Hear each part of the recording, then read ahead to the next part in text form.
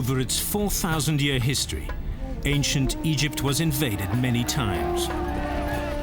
First came the Babylonians, then the Greeks and the Romans, until finally the land of the pharaohs collapsed and faded into legend, leaving only its magnificent temples and ruined cities to hint at its lost grandeur.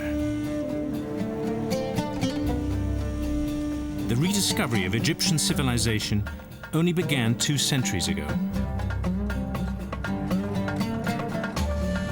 Starting out as an exercise for gentlemen scholars, the science of Egyptology degenerated into institutionalized tomb robbery before re-emerging as the respected scientific discipline it is today.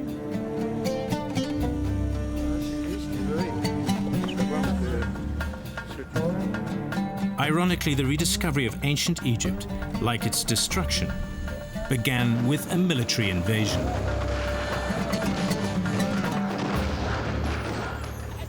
Join us as we follow the thieves and adventurers, scientists and explorers, as they embark on the quest for ancient Egypt.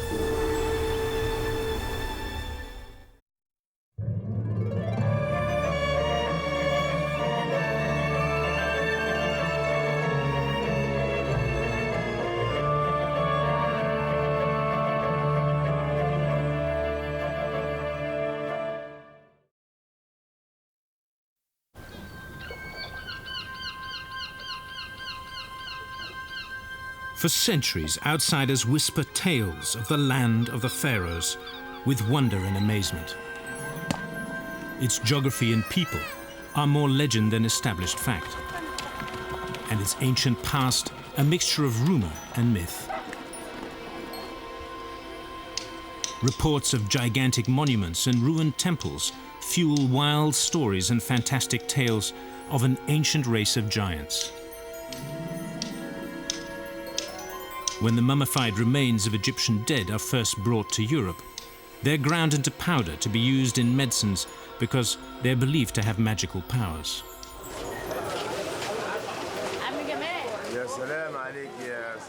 Not until the 18th century is there any real attempt made to understand Egypt in the light of science and scholarship. And this interest is sparked by one of the most imposing figures in history, Napoleon Bonaparte. In the 1780s, Napoleon begins to nurture dreams of a world empire.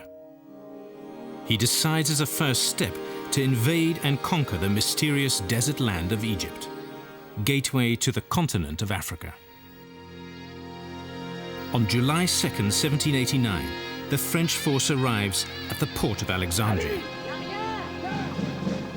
38,000 soldiers disembark, resolved to conquer this ancient land for the glory of France and their emperor. Napoleon is determined to learn all he can about Egypt, and has taken the unusual step of including 167 artists, scholars, and historians in his invasion force. Among these learned men is Baron Dominique Vivant Denon. Denon has the background typical of a high-born French gentleman of his day. He has been a courtier under Louis XVI, is an accomplished artist, and has written an erotic novel to amuse his friends at court. But he's far from a scholar.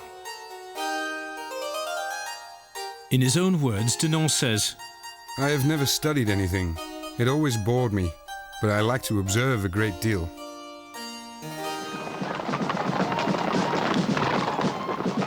Although not interested in military campaigns or Egypt, Denon is interested in adventure, and this seems like the biggest adventure since the French Revolution.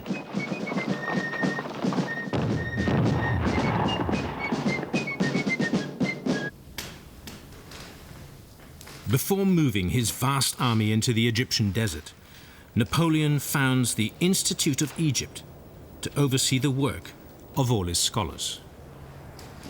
He meets with them, personally instructing them to learn everything they can about the ancient land that would soon be part of the French Empire. Denon is assigned to the section responsible for literature and the arts. But not keen to be part of a team, Denon decides to follow his own path. He wanders the streets of Cairo, pen in hand, entering houses, eager to record anything of interest. The result? A series of sketch portraits of Cairo's inhabitants. But Vivant is hungry for more. I felt a great sense of well-being in Cairo, but this was never my reason for leaving Paris. He needn't have worried. Within days, Denon finds himself accompanying the French army heading west out of Cairo, towards the ancient and awe-inspiring pyramids. There they come face to face with the army of Murad Bey, leader of the fierce Mameluke Turks and Pasha of all Egypt.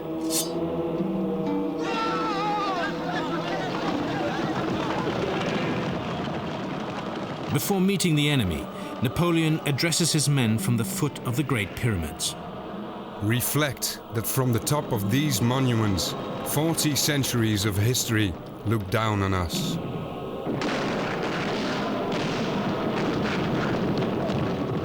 The Turks fight like wild men against the French invaders, but they're no match for European military technology and are soon driven into the desert, leaving thousands of bodies to soak the sand with their blood. Even while the battle rages around them, Denon and the other scholars stare in wonder at the towering image of the Sphinx rising above the smoke of the French cannon. Denon would later write, Although its proportions are colossal, the outline is pure and graceful. The expression of the head is mild, gracious and tranquil. Its lips have a softness and delicacy that is truly admirable, as if they were of flesh and blood.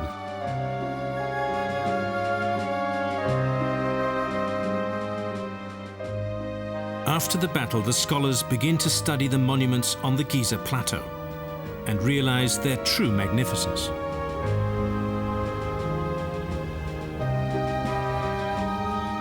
I was walking on the soil of a land covered since time immemorial with a veil of mystery, closed for the past 2,000 years to all Europeans.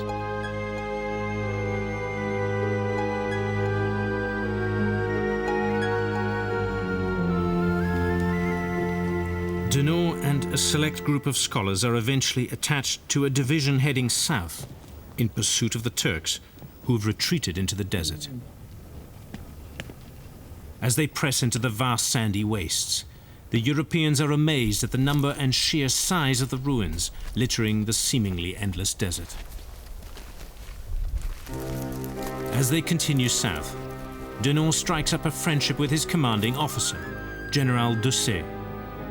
Denon admires Doucet for his knowledge of literature and the arts. The general admires the artist for his unwavering courage. Despite the constant fighting, the scholars resolutely draw and record everything they see, including the horrors of 18th century warfare. Denon writes, We are lashed by a constant volley of bullets. In the space of 10 minutes, 3 people with whom I was speaking were shot dead.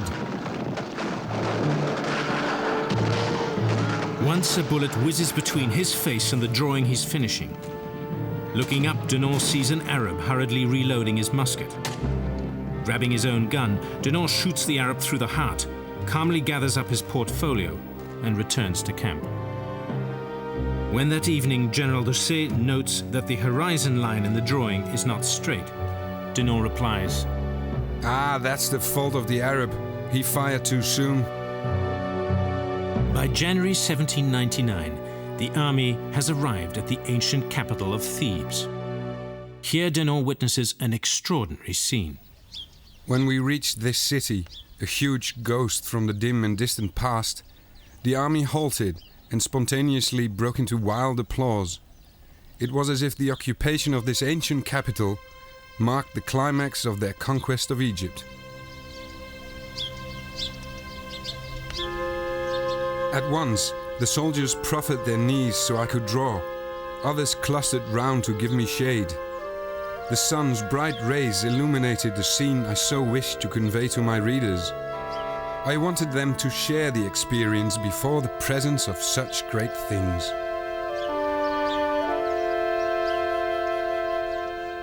Unfortunately, military priorities take precedence over the work of the scholars. Denon spends only one day at Thebes, unable to linger among the monuments glimpsed so briefly. I could have taken a whole month to savor what I had to absorb in just 12 hours.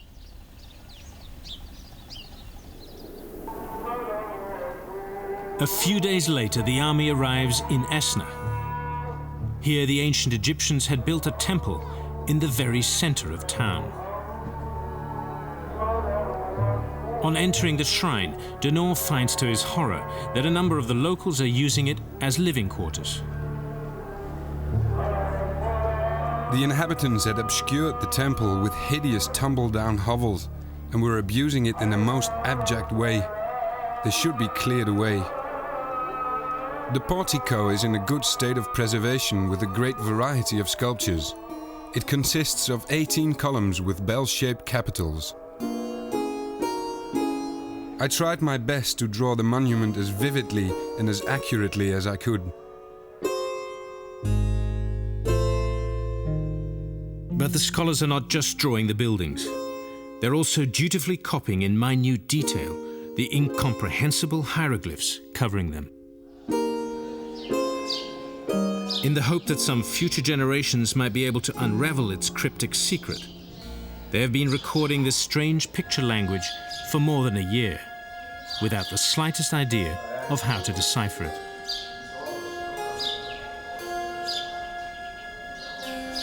Awestruck at the miles of inscriptions carved and painted on the walls of every building, Denon writes, "It would take months to read them and years to copy them, even if one knew the language." Adding to the mystery of the strange writings is the discovery of a basalt stone tablet in the ruins of Rosetta. While reinforcing a cannon emplacement, French artillerymen had discovered a huge slab of black stone buried beneath a wall. On one side are inscriptions in 3 different languages, only one of which, ancient Greek, is decipherable. Almost immediately, the scholars are asking, could this provide a clue to deciphering the strange picture language found on the ruined buildings scattered across the desert? After nearly a year on the march, the rigors of military life and the heat of the desert begin to tell on the team of scholars, particularly on the 50-year-old Denon, who is more accustomed to high society than high adventure. Exhausted, Denon takes time to draw a self-portrait.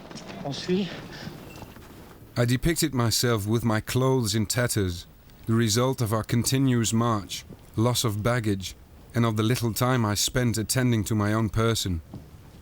My drawings and journal preoccupy my entire time. I carry my portfolio everywhere, and at night it serves as my pillow. Despite the wretched conditions and loss of supplies, Napoleon's army pushes doggedly onward. Egypt has by now been turned into a giant battlefield, with the situation of the invading French growing increasingly desperate. One day, to escape the blistering heat and horrors of combat, Denon seeks refuge in an ancient tomb. Here, to his wonder, he discovers an ancient papyrus text. I did not know what to do with my treasure. I hardly dared touch this ancient book. I dared not entrust its safekeeping to anyone else. Mesmerized by the scroll, its true importance slowly dawns on him. It was the first time I saw images in the form of writing. The Egyptians must have had books. By the time the French army reaches Aswan, near the southern edge of Egypt, many of the scientific team, including Denon, are unable to continue. Remaining behind at Elephantine Island, the team takes time to review their work, collate their notes, and recover their health. This was the best time of my travels. I had 8 months of work to look at and was fortunate not to have anyone pressing me. Denon turns Elephantine Island into his country home, a place for enjoyment and research. By boat, Denon visits the temples at Philae and investigates the mysterious cult of the goddess Isis.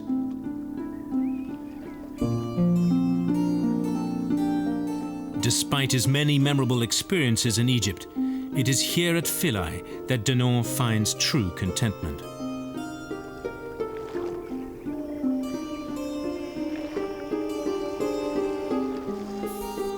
In just over a year, Napoleon's commission to investigate the monuments of Egypt has accumulated thousands of notebooks filled with impressions, assumptions, and deductions. The artists have produced nearly 10,000 drawings, including more than 1,000 made by Denon. Eventually, Denon finds the strength to return to Cairo, where he personally delivers his work to Napoleon Bonaparte. Excited by the vast accumulation of work, Napoleon appoints 2 commissions to compile the research back in France.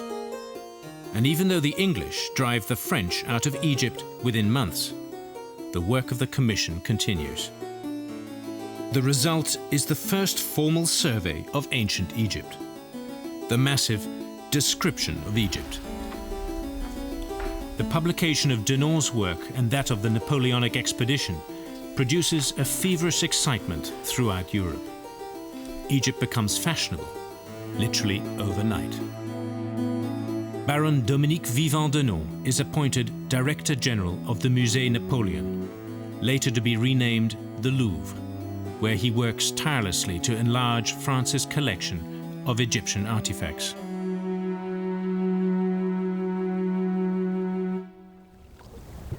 Travelers come from France, England, Germany, and Switzerland to see for themselves the wonders revealed in these books.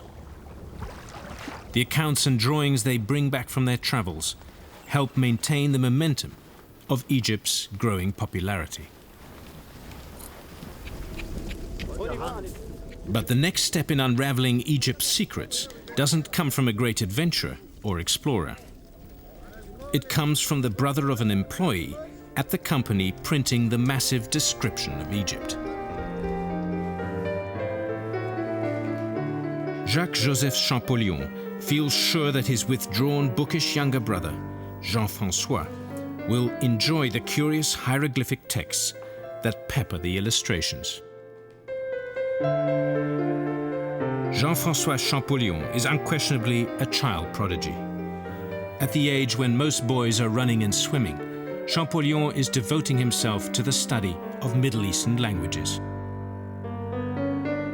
By the time he's 15, he's mastered a dozen languages, familiarized himself with the work of Denon and the Napoleonic expeditions, and informed everyone that he will personally decipher Egyptian hieroglyphics.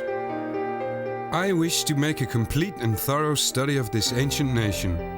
My enthusiasm, inspired by the description of their glorious monuments, will grow only deeper.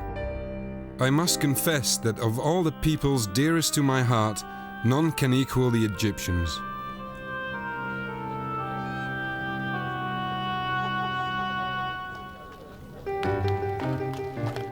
In 1820, Champollion turns 19 and moves to Paris, where he'll spend the next 10 years studying every available scrap of information relating to Egypt, her monuments, and hieroglyphs.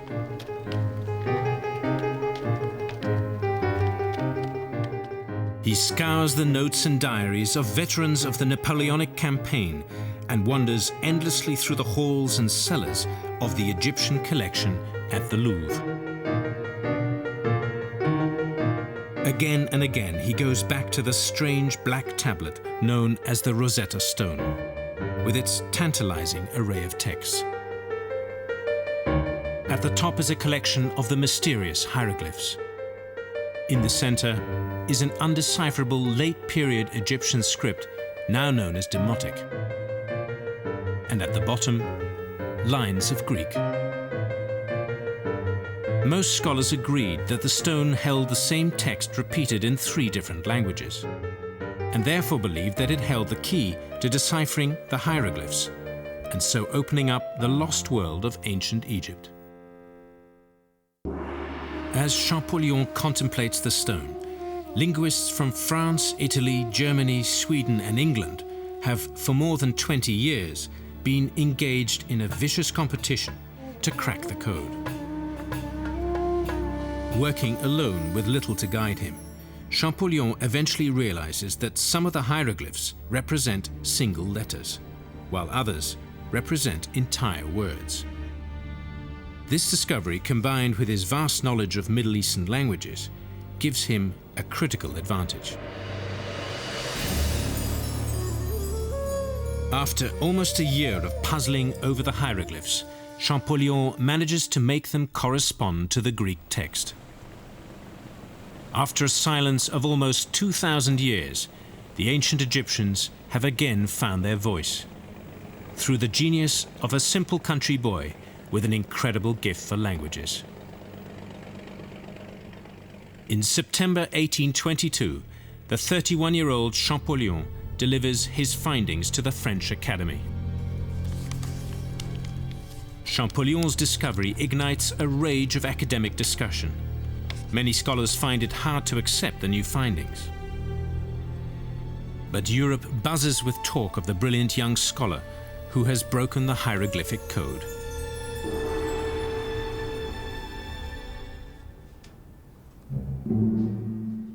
To verify his work and silence his detractors, Champollion urges the Louvre to mount an expedition to Egypt. After years of painstaking research, Champollion will finally visit Egypt and test firsthand if his years of study and linguistic code-breaking will allow the stones of ancient Egypt to finally speak.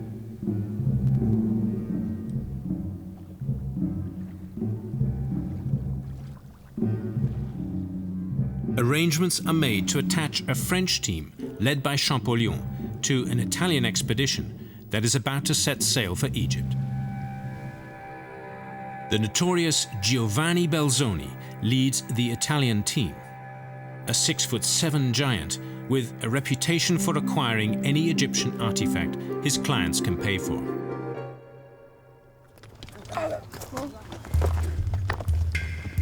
With past careers as a circus strongman, a monk, a dancer, and an engineer, Belzoni is now the world's most experienced hand at liberating Egyptian artifacts. In 1816, he had engineered the removal and transportation to England of a monumental oversized bust of Ramses II for the British consul to Egypt, Henry Salt. At the time, Belzoni wrote, "I found it near the remains of its body and chair to which it had been once joined. Its face turned up to the sky, as if to say it liked the idea of being taken to England." A skilled artist and tireless self-promoter, Belzoni turns out watercolor paintings and drawings to record each of his expeditions. Combined with a series of triumphal one-man shows, they've turned him into one of the best-known adventurers in the world.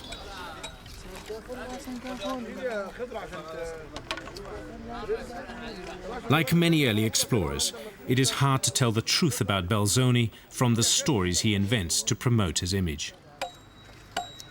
Certainly his methods are as legendary as the man. He's opened more than one tomb using a battering ram. But even the great Belzoni has rivals scouring Egypt for treasure. Bernardino Drovetti has competed so fiercely with Belzoni that stories of their rivalry have made newspaper headlines all over Europe. To prevent an outright plunder war, the two have divided Egypt down the middle. Drovetti taking everything on the east of the Nile, while Belzoni claiming all excavation rights on the west. And Belzoni is the man who is to lead the scholarly Champollion into the heart of Egypt. He cannot be more different to the nervous, high-strung Champollion. He's a charming pirate with an earthy sense of humor that endears him to his rich patrons and peasant workers alike. By the time their ship reaches the port of Alexandria in August 1829, Champollion and Belzoni are already at each other's throats over who's in control of the expedition. To avoid a complete breakdown in relations, Belzoni suggests that the French and Italians separate and rejoin the following spring at Abu Simbel in the far south. The following day, Champollion leads his men ashore and writes in his diary, I have arrived in this land of Egypt for which I have so long yearned. Tomorrow I shall step aboard my boat and take command. It's going to be fine. As the French team strikes out across the desert, Champollion is mesmerized. Up until now, he's experienced Egypt's marvels only through book illustrations. Now it stands before him. At Karnak, he writes, I saw the magnificence of the pharaohs, the greatest wonders man has ever imagined or achieved. No people, ancient or modern, has ever conceived an architecture on so sublime a scale. It is at Karnak that the significance of Champollion's years of work finally hits home. He's the first man in 2,000 years to read the writings that adorn the temple walls. Scholars had begun a systematic study of the ancient monuments, but to Champollion alone, they spoke.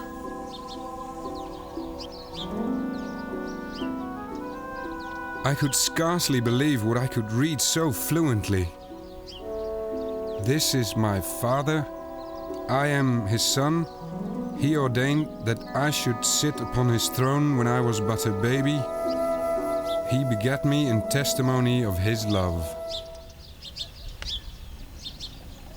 As the expedition continues into the depths of the Egyptian desert, Champollion's mood swings from elation to despair and back again. At the scattered ruins of the temple of Amenophis III, he becomes distraught and depressed as he walks among the wreckage, mumbling to himself about the irreplaceable loss of such a great monument. There once existed 18 colossi, of which the smallest stood 20 feet high.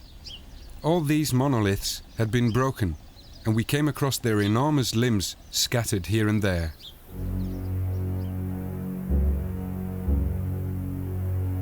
But the magnificent Ramesseum, the great funerary temple of Ramses II, enraptures him. The Ramesseum is perhaps the noblest and purest thing left at Thebes. One's imagination runs wild when one thinks they are the abode of the most famous princes in ancient Egypt's history.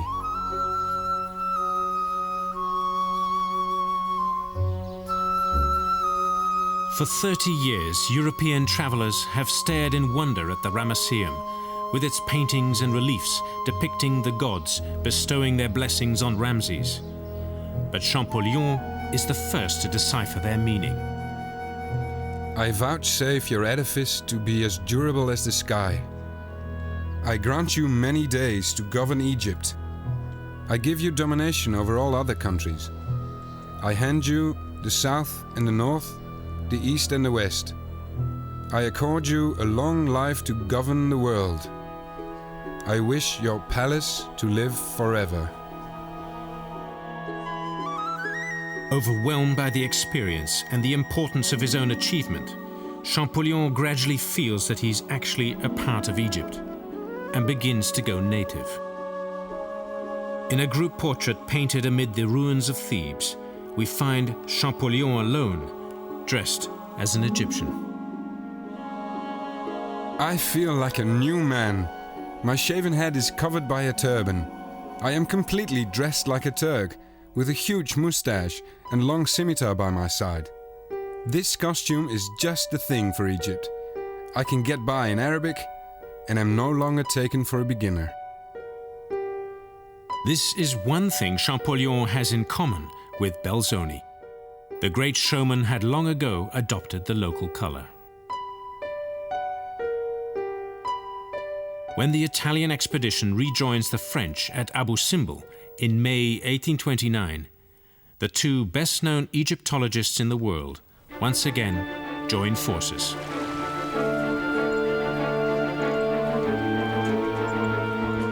The sheer size and magnificence of the great temple at Abu Simbel forced even the most hardened academic to stare in breathless wonder.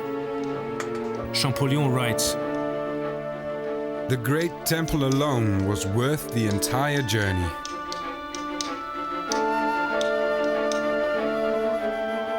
Despite the danger of sand and rock slides, many of the group, including Belzoni and Champollion, begin the dangerous climb to the entrance of the temple. We had to clear the entrance to keep free a small passage from the slide of the infernal sand which threatens to engulf everything. I would disrobe almost completely and lie flat on my stomach before a small opening of a door. It was like being at the mouth of an oven, and sliding down into the temple, I found myself in a temperature of 125 degrees. In the sweltering darkness, the team continues its work.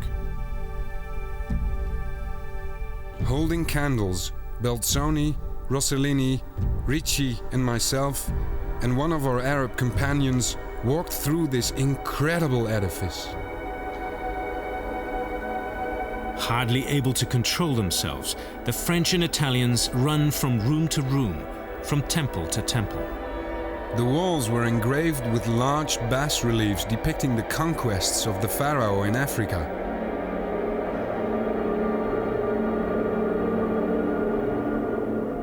Champollion sets to copying the hieroglyphs, deciphering everything, while Belzoni makes sketches that he will later turn into paintings. They work steadily, hardly eating, and drinking nothing but the water of the Nile. Under the increasing strain, Champollion's frail body begins to give out. More than once, other members of the expedition find him unconscious, his notes lying scattered on the ground.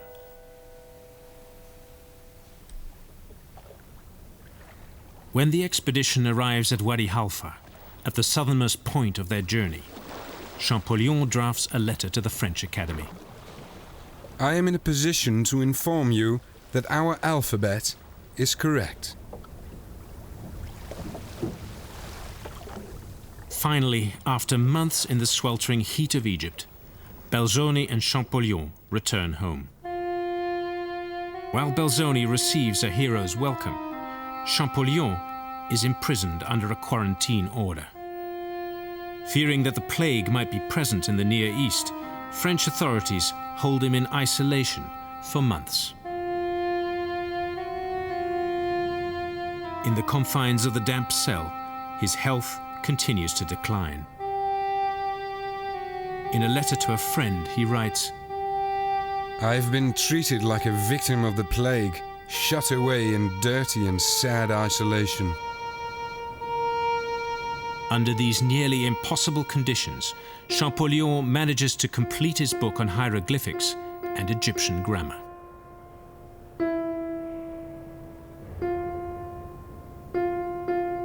Then, on the 4th of March, 1832, only 27 months after returning from Egypt, Jean-Francois Champollion dies at the age of 41.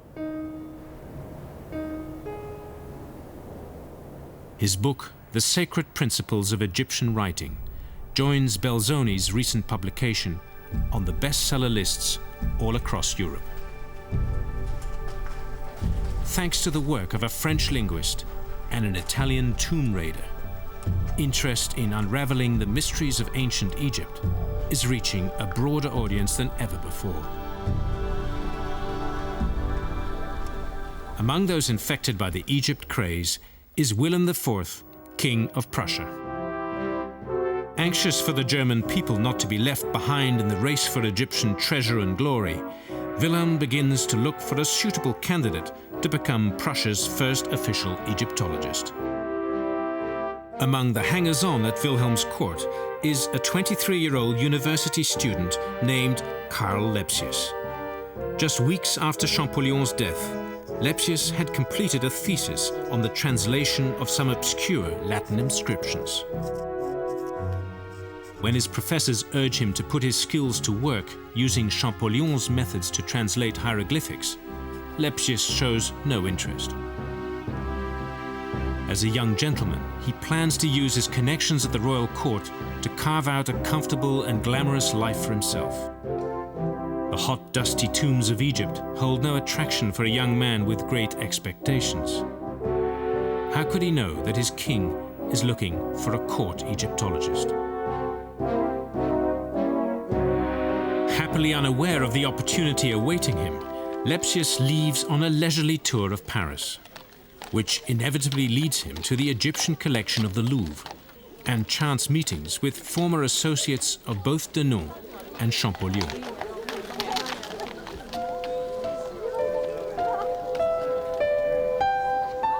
Poring over Champollion's manuscripts, Lepsius realizes that with Champollion's death, Egyptology has become a wide-open field, just waiting for a bright and charismatic leader. Lepsius's Parisian holiday turns into a 3-year tour of Europe. He consumes every available scrap of information on Egypt.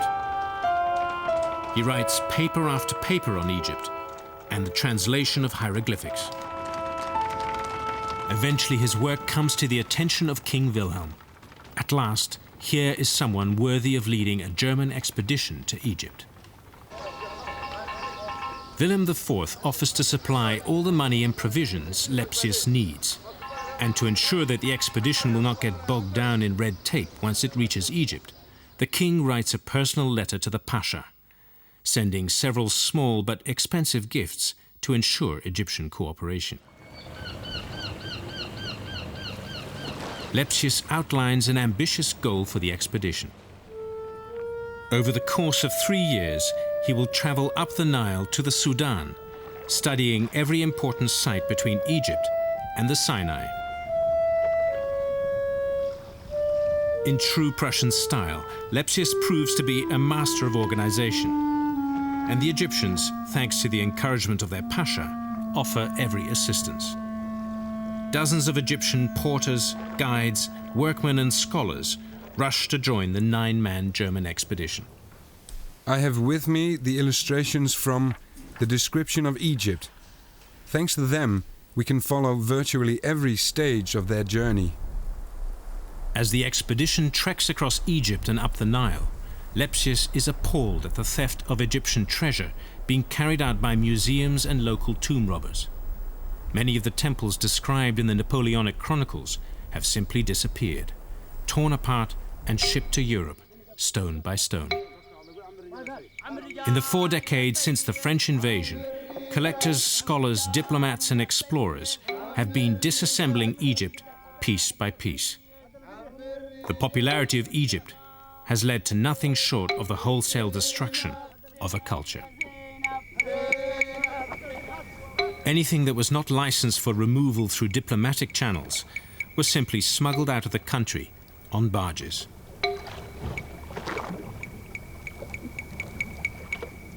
The French may have begun the process during Napoleon's invasion, but the English and Italians had been doing their best to catch up.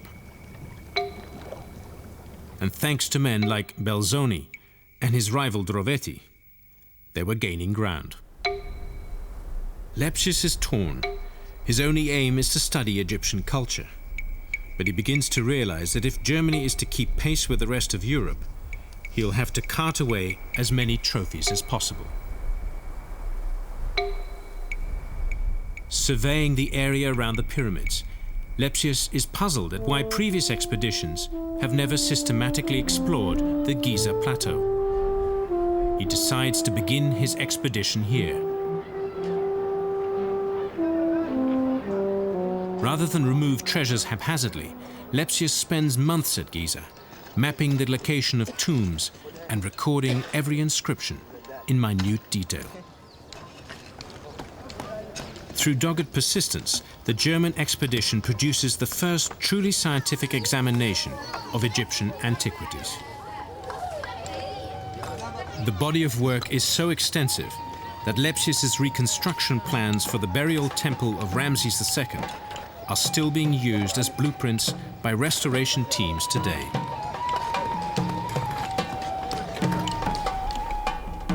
In his diary, Lepsius keeps track of the expedition's progress. Before leaving for the south of Egypt, we had examined 130 private tombs and discovered the remains of 67 pyramids. Late in 1843, Lepsius crosses paths with French explorer and Egyptologist Émile Davesne. Like others before him, Davesne has adopted local dress, speech and manners. And although a trained engineer, he lives in a Bedouin tent and uses the name Edris Effendi. If Davesne's eccentric lifestyle is reminiscent of Champollion, his methods are more callous than either those of Belzoni or Drovetti. If they were thieves, Davesne's actions are wholesale plunder. At almost the same time, the German expedition and Davesne's band of pirates learned that the Egyptian government is planning to break up the Great Hall of Ancestors at the Temple of Karnak and use the stones in a new building project. As one of Egypt's most precious monuments, the hall contains inscriptions spanning 1,000 years of Egypt's pharaohs and royal families. And now it's up for grabs. Both sides race for the prize. Lepsius using every ounce of his political pull with the Egyptian government, while Davesne calls on his years of experience in outwitting local authorities. While Lepsius works his way through the tortuous channels of diplomacy and bureaucracy in Cairo, Davesne simply begins dismantling the Hall of Ancestors, using all his talent to hide the work. As he whiles away his days playing chess with the local police, his men haul down one block of stone after another and smuggle them by barge to Cairo. By the time Lepsius is granted permission to claim the Hall of Ancestors for Prussia, Davesne has finished his work. When Lepsius returns to Karnak to claim his prize, his boat passes Davesne's barge on the way north. Accepting an invitation to join Davesne for coffee, Lepsius doesn't realize that he's sitting on crates carrying the last stones from the Hall of Ancestors. The temple had simply vanished from Karnak, and legitimate archaeology had been duped by pirates.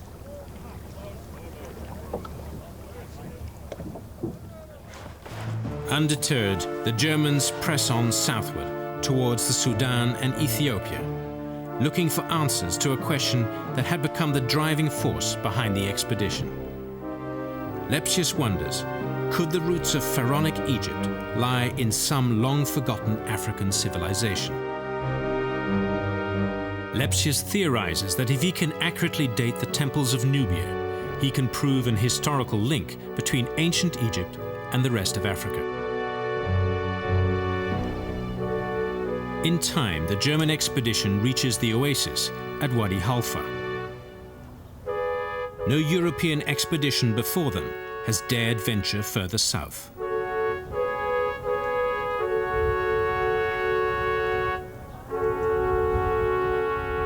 At Jeb Barak, they discover the ancient temple of Ammon. Previously only alluded to in legend, the temple contains a treasure of major importance.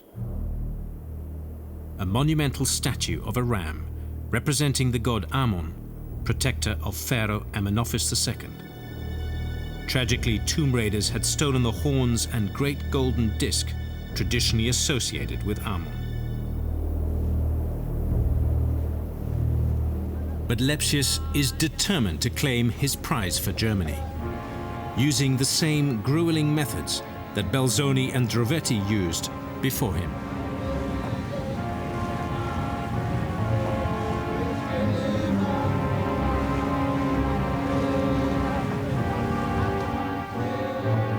After it was finally transported to Europe, Lepsius had the lost horns and disc restored.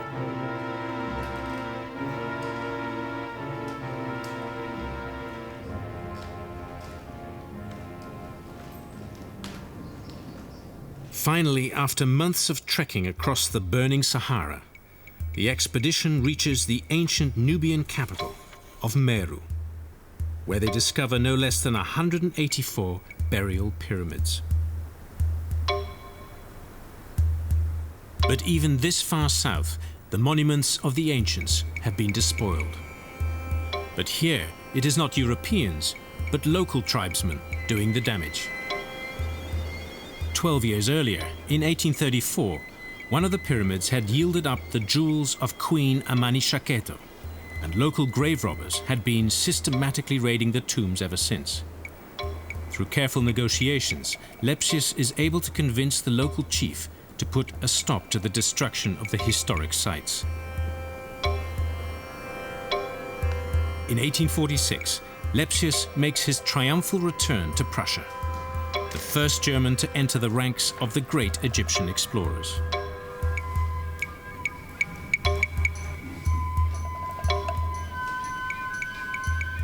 The trophies from the expedition include nearly 300 crates containing 1,500 objects from Egypt, the Sudan, and Nubia.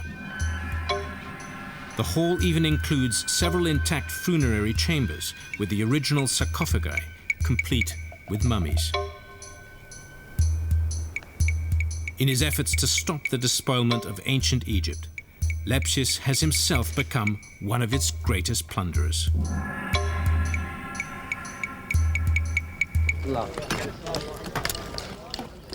To their credit, however, the German expedition has also produced an incomparable collection of archaeological information and data. Dozens of crates of meticulous research, thousands of engravings and plaster castings of temple carvings, and over 900 full-color illustrations.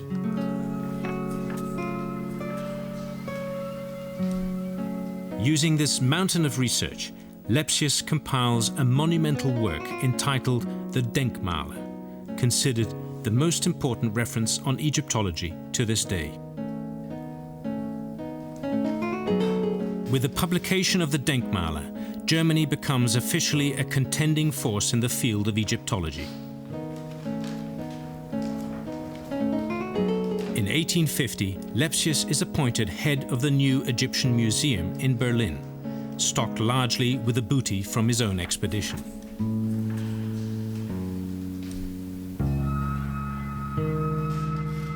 While King Wilhelm and all his subjects are proud of Lepsius's accomplishments in Egypt, Egyptologists in the rest of Europe are accusing the Germans of wholesale plunder. In fact, the vast majority of the criticism comes from the French, English, and Italians, who simply resent the German competition in the great Egyptian treasure hunt. But the battle has been joined, and there's no stopping it. Through the next century, controversy will rage over how best to preserve Egypt's ancient treasures and cultural heritage. Should it be carted away to European museums or left scattered across the Egyptian desert at the mercy of the elements and bands of art thieves? Undoubtedly, without the early work of Denon, Champollion, Belzoni, and Lepsius, the study of Egypt might never have advanced as far as it did. Does this justify the wholesale rape of a national culture?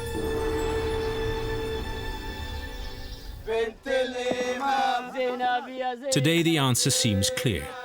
The vast majority of Egypt's heritage belongs in its native country, where it can be studied and preserved in its natural surroundings. But before the debate is settled, 3 generations of Egyptologists would wrestle with the question of who had the moral and legal right to possess the incomparable treasure of the pharaohs.